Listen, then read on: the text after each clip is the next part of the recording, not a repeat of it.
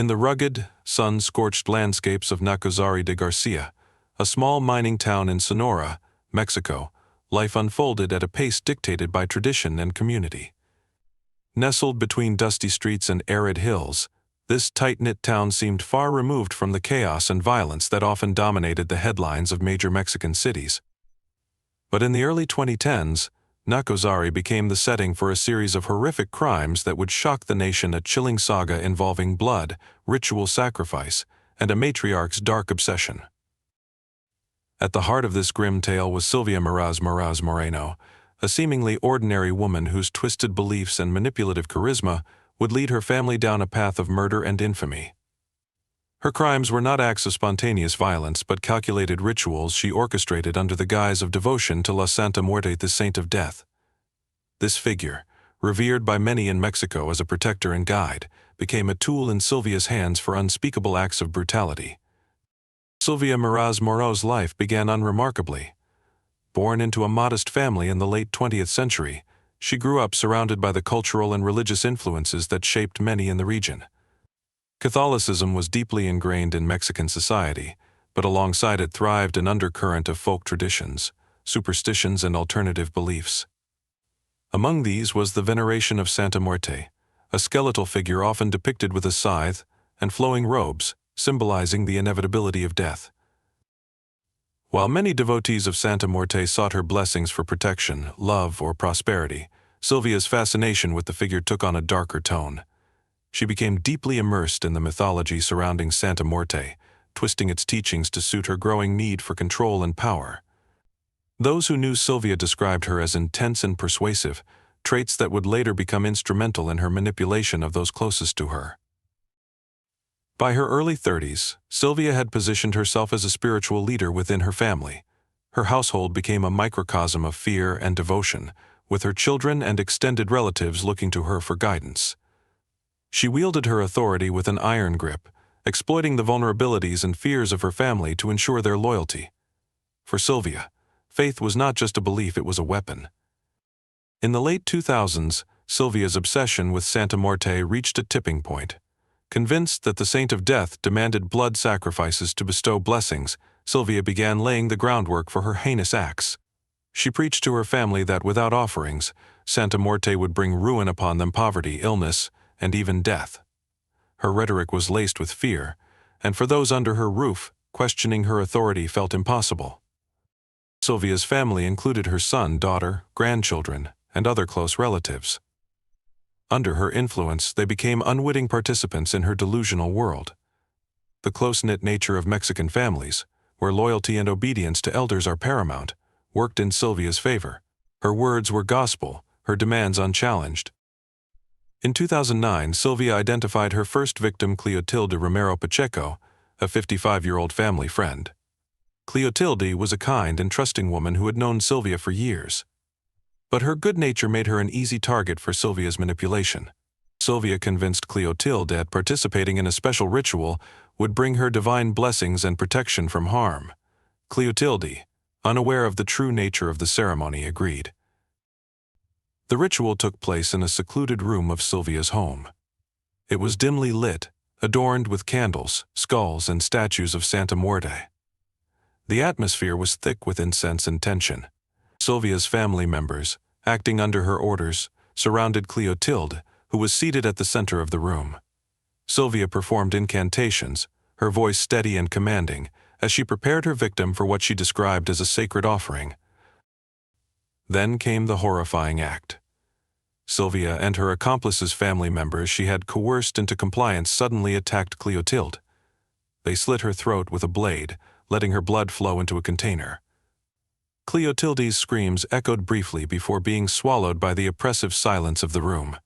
Her life was taken in the name of a distorted faith, her blood offered to Santa Muerte as Silvia watched with chilling detachment. After the murder, Silvia and her followers buried Cleotilde's body in the backyard.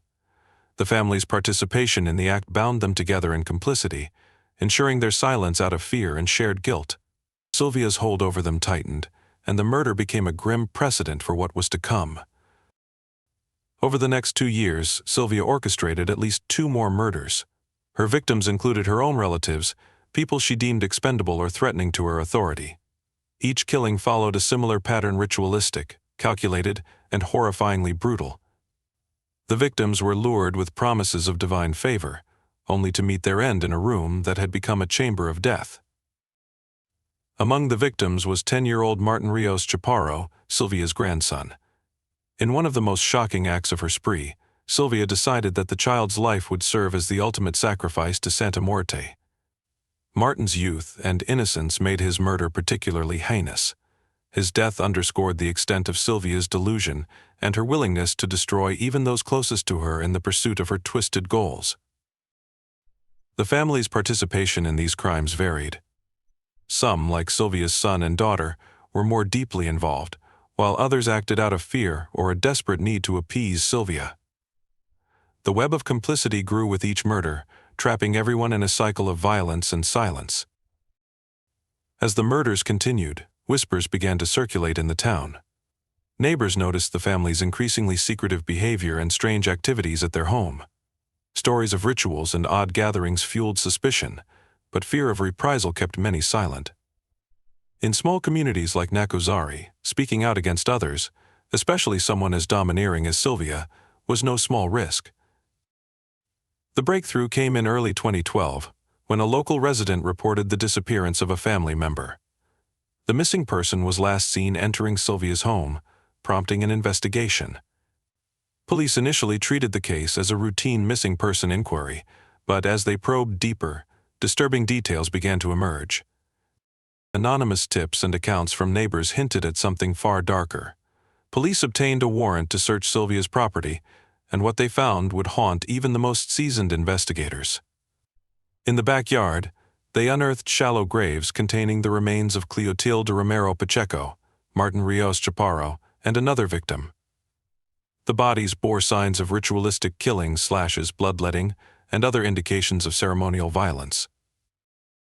Inside the house, the evidence was equally damning. Altars dedicated to Santa Muerte were adorned with candles, skulls, and personal belongings of the victims. Containers stained with blood and ceremonial tools painted a gruesome picture of Silvia's rituals. It was clear that the murders were premeditated, carried out with chilling precision and fervor. Silvia Meraz Moreno and her family members were arrested shortly after the discovery. The news of their crimes spread quickly, turning Nacozari de Garcia into the center of national attention. Media outlets descended upon the town, eager to cover the macabre details of the case. For many, the story was almost unbelievable, a tale of religious fanaticism that had led to the systematic murder of innocent people. During her trial, Silvia remained unrepentant. She defended her actions as necessary acts of devotion, claiming that she was fulfilling the will of Santa Muerte. Her lack of remorse and defiance in court shocked the public and added to the horror of her crimes. Her family members, who had been complicit in the murders, offered varying degrees of cooperation with authorities. Some expressed regret, while others remained under Silvia's psychological sway. Prosecutors argued that Silvia had manipulated her family through fear and indoctrination, exploiting their loyalty and dependence to carry out her crimes. They painted a portrait of a woman consumed by power and delusion, willing to destroy anyone who threatened her authority. The jury was presented with overwhelming evidence, from the physical remains of the victims to the testimonies of family members who had witnessed the killings. In 2013, Silvia and several of her accomplices were found guilty of multiple counts of murder. Silvia was sentenced to life in prison, along with lengthy sentences for her key followers. The verdict brought some measure of justice to the victims and their families, but the scars left by Silvia's actions would take far longer to heal. The case of Silvia Meraz Moreno remains one of Mexico's most notorious examples of religious extremism and familial manipulation. It serves as a chilling reminder of the dangers of unchecked authority and the vulnerabilities of those seeking guidance in moments of despair. For the people of Nacozari de Garcia, the memory of Silvia's crimes lingers as a cautionary tale, a stark example of how faith, when twisted, can lead to unspeakable acts of violence. In the years following her conviction, efforts have been made to reclaim the image of Santa Muerte from the dark associations Silvia brought to it. For many, Santa Muerte remains a figure of hope and protection, a saint for the marginalized and forgotten. scholars, religious leaders, and practitioners have worked to emphasize the positive aspects of Santa Muerte's veneration, distancing her from the violence and fanaticism of cases like Silvia's. Yet the stigma persists, fueled by sensationalized portrayals in the media. In Gatlary de Garcia, the community continues to grapple with the shadow Silvia cast over their town. Families of the victims have sought solace in each other and in faith, but the wounds run deep. For Cleotilde Romero Pacheco's relatives, the loss of a beloved matriarch remains a source of profound grief. Similarly, the family of young Martin Rios Chaparro carries the unbearable pain of losing a child in such a senseless and brutal way. Psychologists and criminologists who have studied Silvia's case see it as a textbook example of how charismatic individuals can exploit belief systems to exert control over others. Silvia's ability to manipulate her family, convincing them to participate in acts they likely would never have considered on their own, underscores the power of psychological coercion. It also raises broader questions about the intersection of faith, desperation, and vulnerability in shaping human behavior. In prison, Silvia Meraz Moreno remains a polarizing figure. Reports from correctional facilities suggest that she continues to cling to her beliefs, maintaining her devotion to Santa Muerte and refusing to acknowledge the gravity of her crimes. Her defiance has made her a subject of fascination and revulsion among inmates and prison staff alike. To some, she is a symbol of unwavering fanaticism. To others, she is a tragic figure, a woman whose delusions led her down an irreversible path of destruction. The broader societal implications of Silvia's case also cannot be ignored. It highlighted the often overlooked issues of poverty, lack of education, and the vulnerability of isolated communities to exploitation by charismatic figures. Silvia's family, like many others in similar socioeconomic conditions, lacked access to resources that might have helped them question her authority or seek external intervention. This context does not excuse their actions but provides insight into how such crimes could unfold in an environment where Silvia's word was law. For the Mexican justice system, the case was a stark reminder of the challenges in addressing crimes rooted in deeply personal and often religious contexts. It pushed authorities to consider the role of cultural and spiritual beliefs in criminal behavior and the importance of community outreach in preventing such tragedies. Law enforcement agencies in Sonora have since implemented programs aimed at educating communities about the risks of religious exploitation and the importance of reporting suspicious activity. Despite these efforts, the legacy of Silvia Meraz Moreno remains a somber chapter in Mexico's history. Her name has become synonymous with the dangers of blind faith and the devastating consequences of unchecked power. For those who study her case, she is a grim reminder that beneath the surface of seemingly ordinary lives can lie the seeds of extraordinary darkness. As time passes, the story of Silvia Meraz Moreno continues to be retold, not just as a tale of horror but as a cautionary narrative about the power of belief. It underscores the need for vigilance, compassion, and understanding in addressing the complexities of human behavior and the vulnerabilities that can lead to tragedy. For the families of her victims, however, no amount of analysis or explanation can erase the pain of their loss. Their loved ones' lives were stolen in the name of a distorted faith, leaving behind a void that can never be filled.